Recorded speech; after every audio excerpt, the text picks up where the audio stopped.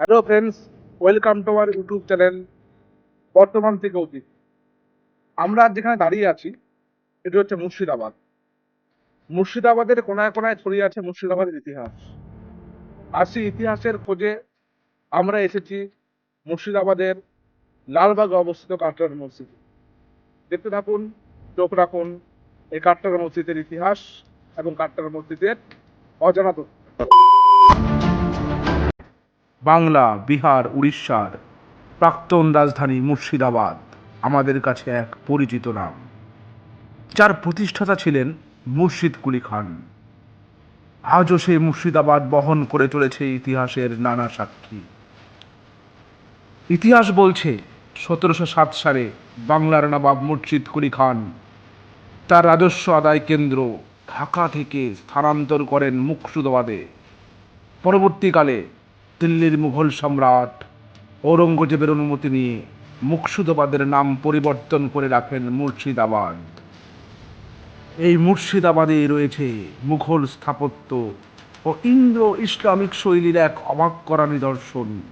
মুর্শিদাবাদের railway station থেকে ঠিক 1.5 কিলোমিটার দূরে মুর্শিদাবাদ শহরের উত্তর পূর্ব দিকে অবস্থিত লাল ইটের তৈরি এক বিশাল মসজিদ, যা বিশাল গম্বুজ ও 70 ফিট উঁচু টাওয়ারের জন্য বিখ্যাত। বর্তমান মুর্শিদাবাদের এক অন্যতম জনপ্রিয় পর্যটন কেন্দ্র। কাটরা শব্দের অর্থ বাজার। এক সময় এই মসজিদের চারপাশে নাকি এক বিরাট বাণিজ্য কেন্দ্র ছিল।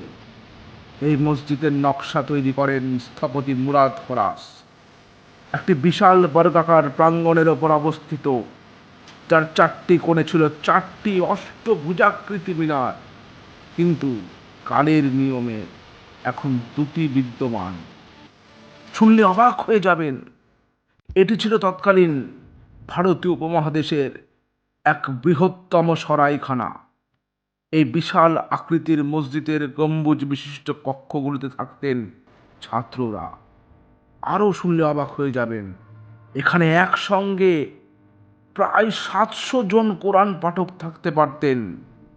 আর আরও অবাক করা এক বিষয়, তৎকালীন বাংলার স্বাধীন নবাব মুর্শিদ কুলি খানকে সমাহিত করা হয় এই মসজিদের প্রবেশদ্বারের সিঁড়ির নিচেই। কিন্তু 1897 সালে প্রকৃতির তাণ্ডবে মসজিদের ঐতিহাসিক কাঠামো আজ ক্ষতিগ্রস্ত। তবুও এই মসজিদ বহন করে চলেছে ইতিহাসের নানা সাক্ষী। ইতিহাসের এই সাক্ষীকে দেখতে আজও ছুটে আসেন ভারতবর্ষের বিভিন্ন প্রান্ত থেকে মানুষ। মুর্শিদাবাদের আরও এই ধরনের অজানা ইতিহাস জানতে সাবস্ক্রাইব করুন আমাদের চ্যানেল বর্তমান থেকে অতীত।